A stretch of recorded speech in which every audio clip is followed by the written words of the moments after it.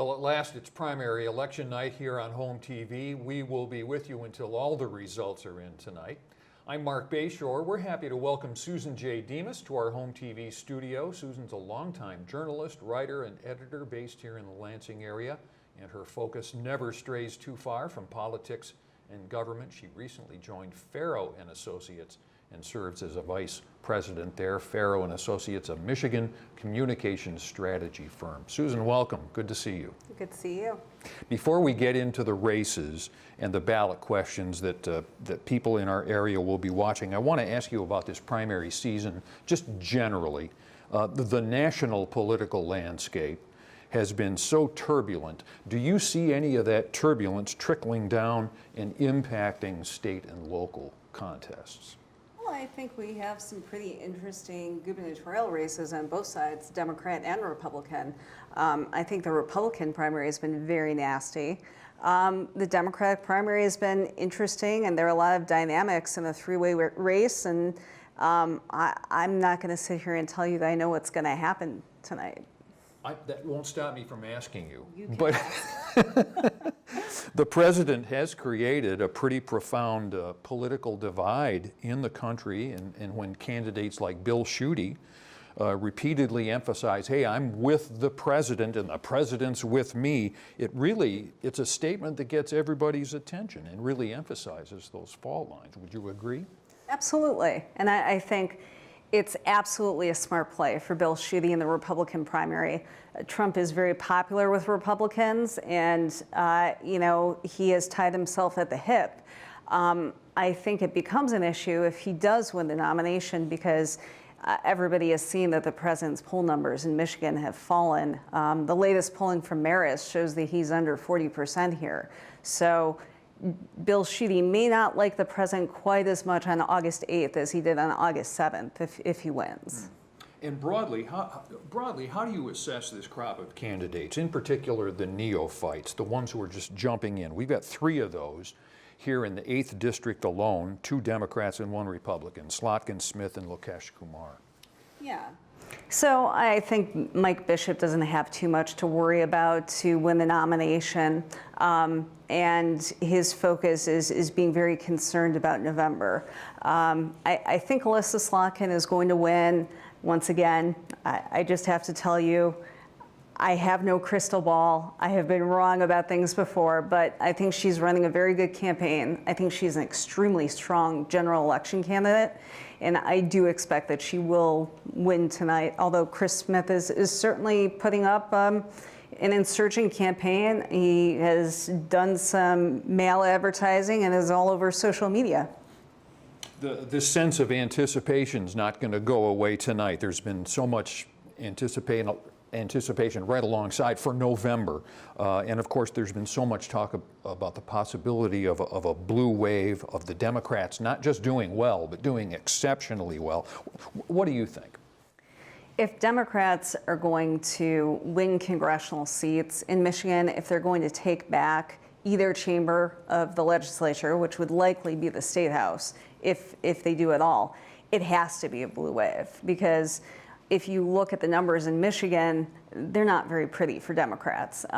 Republicans have controlled every branch of government for the last almost 8 years. They need 9 seats to pick up the majority in the State House. They need that in the State Senate, but it's of a body of 38. They're in a super minority right now, so those chances are rather low. And given the gerrymandering of the districts, too, that's quite a hurdle to clear for the Democrats. And I think at this point, very few people would really honestly, in good conscience, say that there's not gerrymandering in Michigan. And that's certainly helped Republicans. They're the ones who drew the lines. And so, there really are not that many competitive districts. I mean, right here, I think with the races we're going to talk about, there are very few competitive general election races, in our area. Well, let's transition from the national here, or the state, to the very local, because I know you're following a lot of these local contests. Let's start with the very interesting local contest here in our 69th House District. Sam Singh is term limited out, and there are 3 really experienced Democrats all going head to head. Yeah, I mean, we have it's definitely a strong Democratic seat. So pretty much whoever wins tonight has pretty good assurances that they will be the next state rep for our area. And you have the township treasurer, Julie Brixey, right here in Meridian. Penelope Cernoglu served on the Ingham County Commission for a few years. And Terry Banas was on the is currently on the commission. And in terms of policy, I don't think there's too much daylight. So it really comes down to who do you trust, who has the most experience, who do you like. These contests tend to be more personal in a primary when you don't have really a moderate versus a progressive. They're all progressive. It brings to mind another question here when you've got three politically connected, politically active candidates all duking it out. How much do endorsements matter? Because we see a ton of those. Yeah, I think they can make a difference. It depends on the area. There are a lot of dual endorsements going on because, especially with the unions and different interest groups, Planned Parenthood rates people the same. Unions may, like the carpenters, for instance, endorsed both Julie Brixey and Penelope Cernoglu. So that means they don't really get the huge bump in support. So I think by and large, especially in an area like this with an educated population, people who are more tuned into politics than in other places, they're not as likely to just vote based on an interest group. It's more, did you knock on my door? Do I know you? Do I think that you're going to do the best job? Help us understand what's happening in the 68th, if you can, because the residents there, they have been voting twice today, as I understand. Right. Andy Shore, who's now the Lansing mayor, stepped down when he won his election, and that means that right now the voters of the 68th district don't have any representation. So they get representation for about 6 weeks for the rest of Andy's term, because that was a decision made by the governor. But then there's the full term for 2019 and 2020. So right now, voters have to decide who they want to fill those positions for both terms. A lot of candidates to look at for everybody in that district. The same goes for the 67th, Democrat Tom Cochran, term limited, and 8 candidates on the ballot. What do you know about that field of candidates? So the 67th is Mason, Holt, Williamston, more of the rural areas around Ingham County. Barb Byram once held the seat, so did her mom, Diane. And there are, I believe, 5 candidates on the Democratic side. 1 female candidate who was on the Ingham County Commission, Kara Hope, and then a lot of people more from the Bernie Sanders wing. That's an interesting dynamic. Then you've got, on the Republican side, a pretty competitive primary as well. And I think that's going to be a heavily targeted district in the fall for both sides. Moving on to the 23rd Senate District, essentially Ingham County, it seems highly unlikely that Curtis Hertel will not be reelected here. I think Curtis is fine. Yeah, we'll move on to Rick Jones' district here, the 24th, where it's a lot more interesting, I think. What's going on there? I think a lot of your viewers have probably seen a bunch of commercials on the Republican side. Already, I think it's a high spending race between 2 state representatives, Brett Roberts and Tom Barrett. And they're really duking it out. I have to tell you, I'm not sure how this one falls. They both have their constituencies. The winner will take on Kelly Rossman McKinney, who's unopposed on the Democratic side, longtime PR executive in town and longtime business owner, really making a play for a pretty strong Republican district. But I think Democrats feel that she has a pretty good shot. I know Tom Barrett's campaign is targeting Brett Roberts as being effectively a Democrat. I mean, they've gone so far as to say that. He's obviously a centrist Republican, and that's definitely a right-leaning district as I understand it. Do you think that's going to play well for Barrett? I think that Brett Roberts is a solid conservative. He has a couple of votes that Barrett has latched onto on prevailing wage, for instance. But by and large, he's pro-life, very conservative on social issues. But Tom Barrett is definitely trying to run as a Trump Tea Party Republican, and that may win him the race. We'll try to squeeze out another House district or two if there's time, but let's move to one county commission race, which affects a lot of our viewers, and that's the 11th district that covers some of the township. We got one Republican, but two Democrats, Milton Scales and Emily Stivers. Right, and I think most people would agree that probably the winner of the Democratic primary is going to be the most likely winner in November. We've shifted to a pretty solidly blue area here. And it's taking the place of Terry Bannis, who we talked about is running for state representative right now. This is a very interesting race because a lot of people know Milton Scales, former township supervisor, has a lot of ties to labor. Emily Stivers is a newcomer to politics, but I think the issue that has really divided a lot of people is LGBT rights. Emily Stivers is proudly LGBT, and Milton Scales tried to torpedo the LGBT rights ordinance here in Meridian Township, and a lot of people have not forgotten that. What do you make of all the women running? Is this a reaction to Trump? Is this the Me Too movement? It's a little bit of all of those things. What do you make of it? There are definitely more women running than any time I have seen, probably since 1992, which was the last quote-unquote year of the woman. And it's heartening to see. I think much more of the energy is on the Democratic side. In 1992, it was pretty bipartisan. There were a lot of Republican women. Not seeing that as much on the Republican side, but I do think, when Donald Trump was elected, there were a lot of women who formed indivisible chapters and started identifying as part of the resistance. It became a big movement online and both on the ground. And some of those women have decided to actually put their name on the ballot, and I think it's really inspiring. I'm happy just to talk about politics because I don't expect anybody to vote for me. Okay. Let's zero in on our congressional district, the 8th. Not only do we have two pretty appealing Democrats, both newcomers to elected politics, but at the last minute, a Republican jumped in to challenge incumbent Mike Bishop. How do you size up? You did touch on this earlier, but again, just briefly size up these two Democrats for us. I think Alyssa Slotkin is pretty much considered a dream Democratic candidate in the race for a general election. She has decades of national security experience and worked for Republican and Democratic administrations, did tours of duty in the Middle East. So really can go toe-to-toe with a sitting congressman. She definitely, I don't think, falls into the far-left progressive candidate category, which has definitely inspired people to support Chris Smith, who's taken up that Bernie Sanders mantle and says that he'll be the true progressive in the race. But if you look down the line, she's pro-choice, pro-LGBT rights. Got involved because she didn't like the cuts to Obamacare. I don't think their voting records will be terribly different, but it's more of a difference in rhetoric and tactics.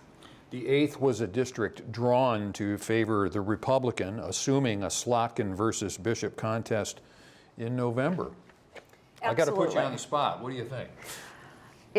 That is an extraordinarily difficult district for any Democrat to win. It includes Ingham County, Livingston County, which is blood red, and northern Oakland County, which is not real favorable territory for Democrats either. So I think Mike Bishop is still the favorite, but I think Alyssa Slotkin is pretty much the only candidate that we've seen in years who could beat him.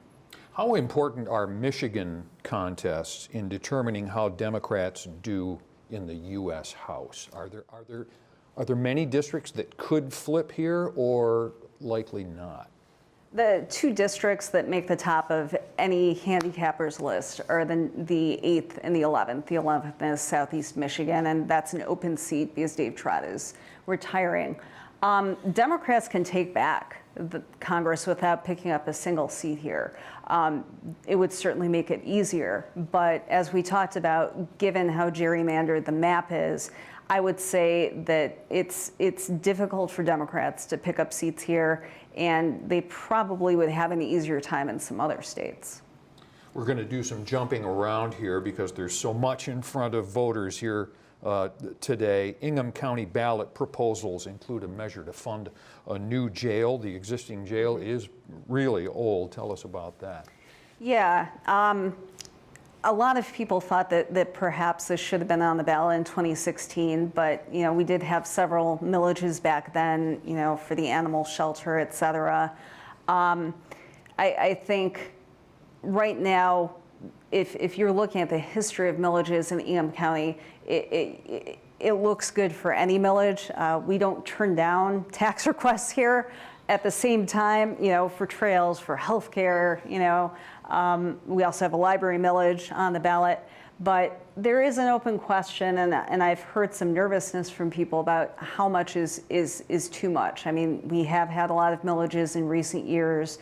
Are people going to start to say no at some point? And I think both will. I think they'll both pass, but I'm not sure we'll see the 70% number that we've seen in the past, at least for the jail.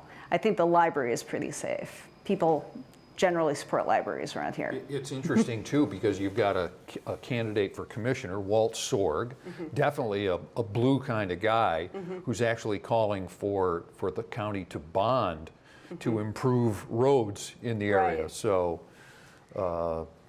And roads are an issue, in clearly. all of it, but even down at the county commission level, you're seeing a lot of people talk about whatever we can do, because, I mean, you just drive on our local roads and they're horrific. Yeah.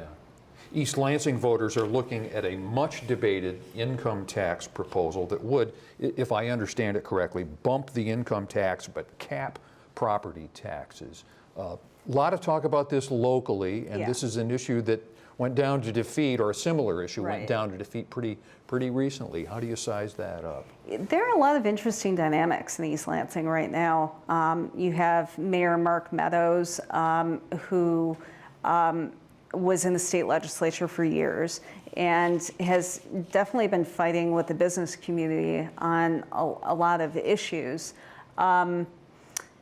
I'm not sure how this is going to go, because it is fairly similar to the one that went down, but at the same time, I think there's an open question about what happens if it does go down, because you have developments in downtown East Lansing that have come to a screeching halt, and you just have cranes sitting there, and a lot of people are not thrilled with the situation. You've also got millions and millions of long-term liabilities that need to be addressed, and a lot of the revenue raised by passing the tax would be earmarked to that cause. Yes.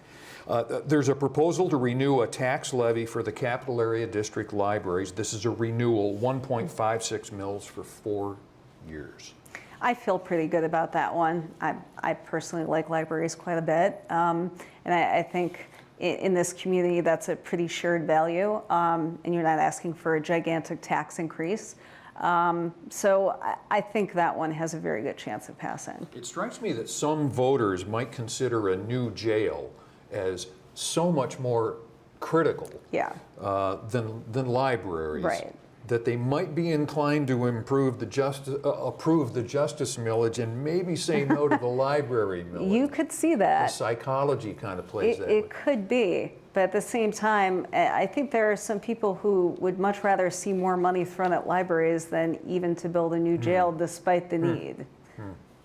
It's worth pointing out, though, as well, that this millage does provide 90% of Capital Area District Library, CATL's operating revenue, so there would be an impact if it went down. Oh, it would be huge. For sure.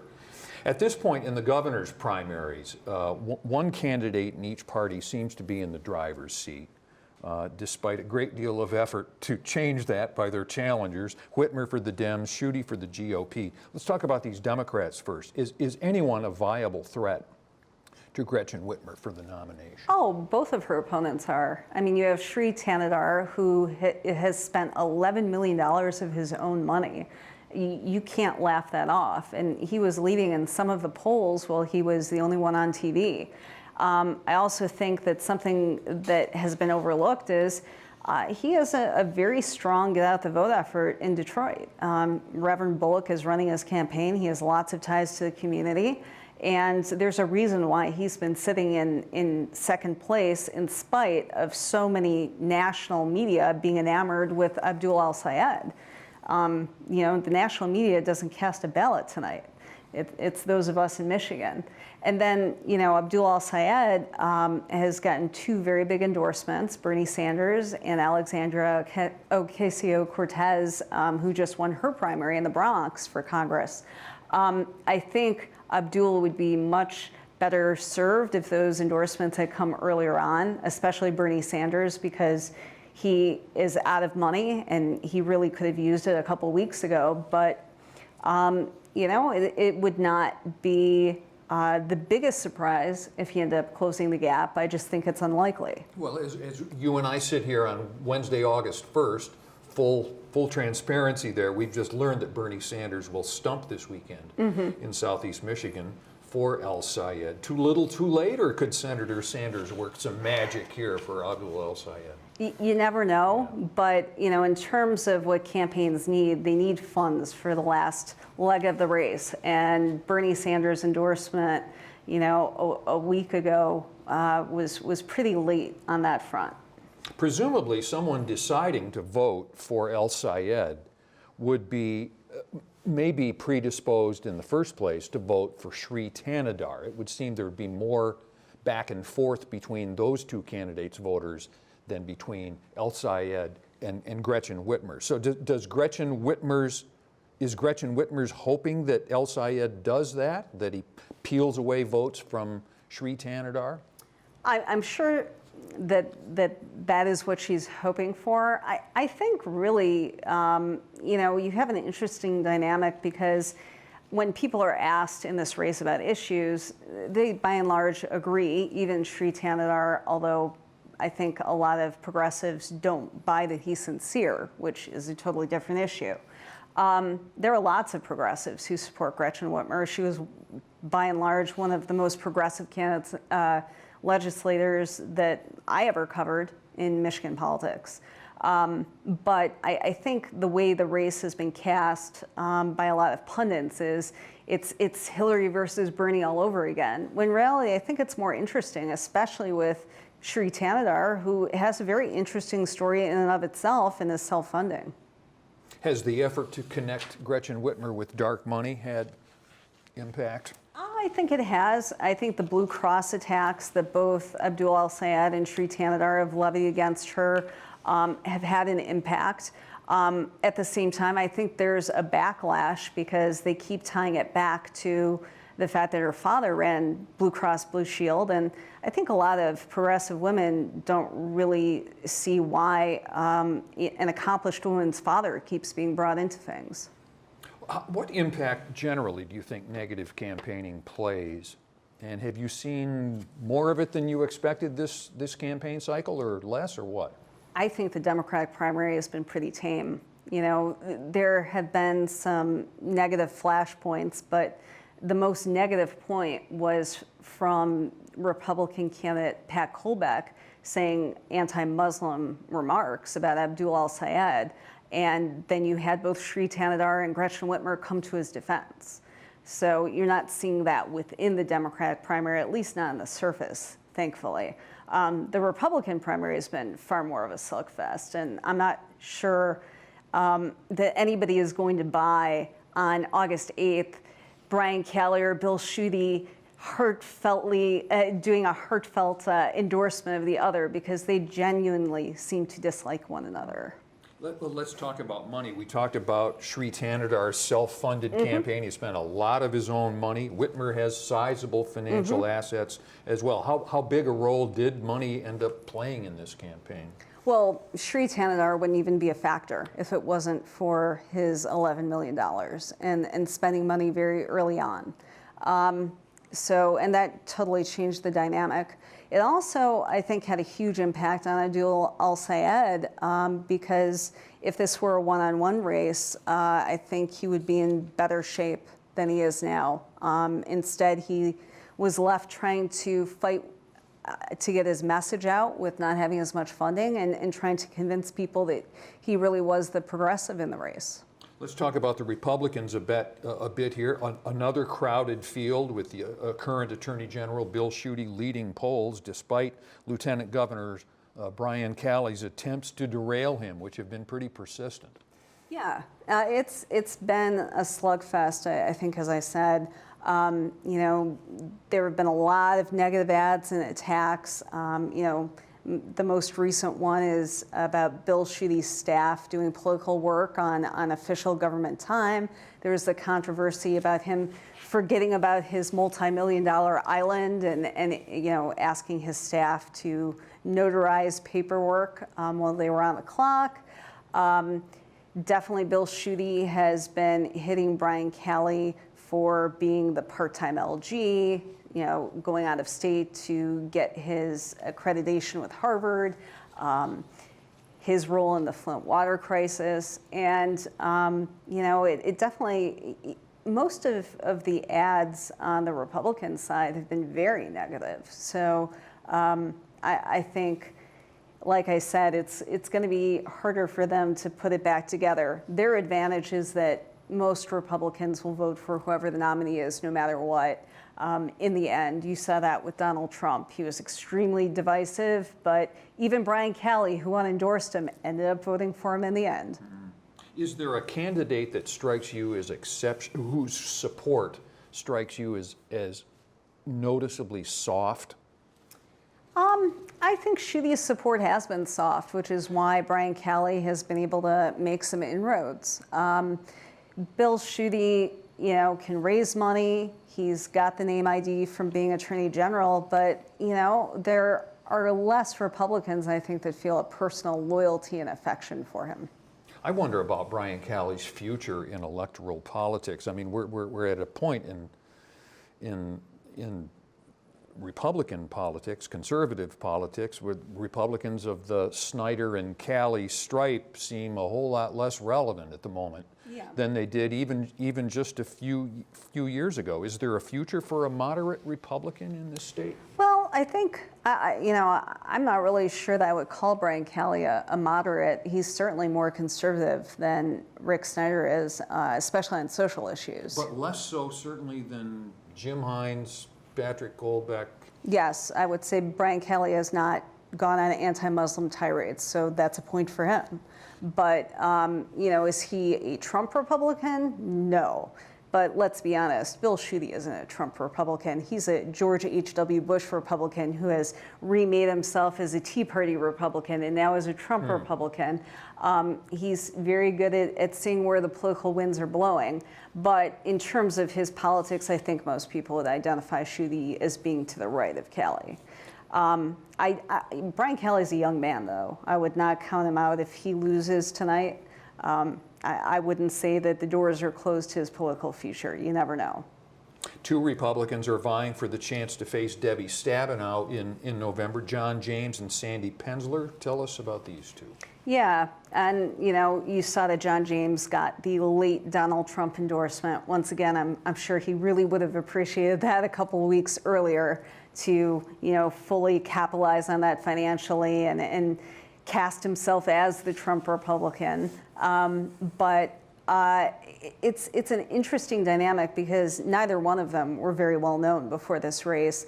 Sandy Penzler was a businessman and obviously, had some name ID in the Detroit area, was known as a moderate and being pro-choice, so he had to really undo that part of his reputation. And John James is a newcomer with a really impressive military background.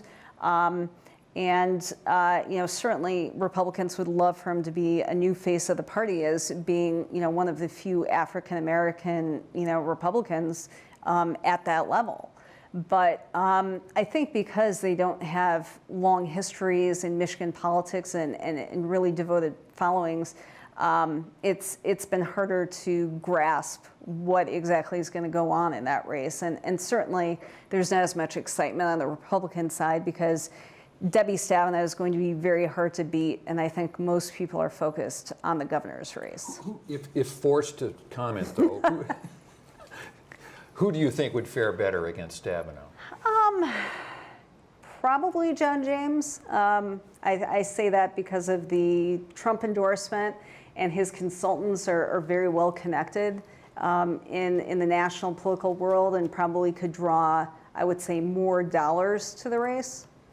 But I think either one of them has to be considered to be more of a long shot.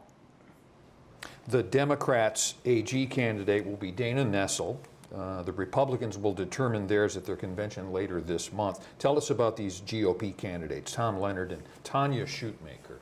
Yeah, so you've got Speaker of the House Tom Leonard, who, you know, I think if anybody knows anything about him, remembers how he insisted on doing the income tax increase early on in his tenure, and it failed spectacularly, but he now has the issue of saying how conservative he is, and he tried to get it through. It's just he was facing evil moderates in his own party. Tanya Shootmaker has been in the State House and now the State Senate for 2 terms. Always had kind of a moderate reputation, but she's really taken the baton and run with an anti-immigrant platform, which is always an interesting issue in Michigan because we certainly don't have the level of immigration that, you know, states like Arizona and Texas do. But it's a flashpoint on the Republican side.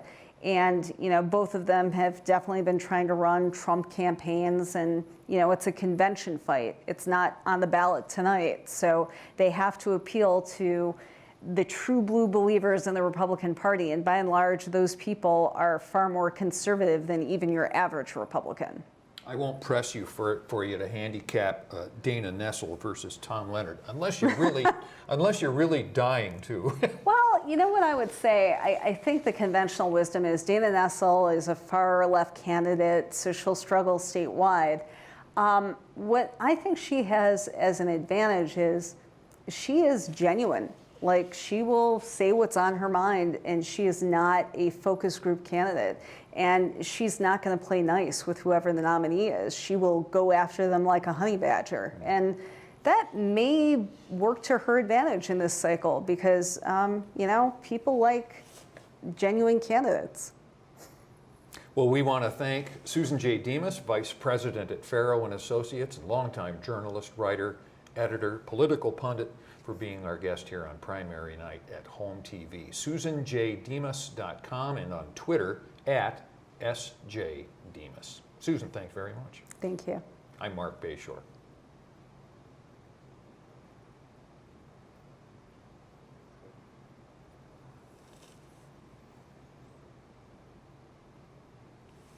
All righty. That was wonderful. Okay, great.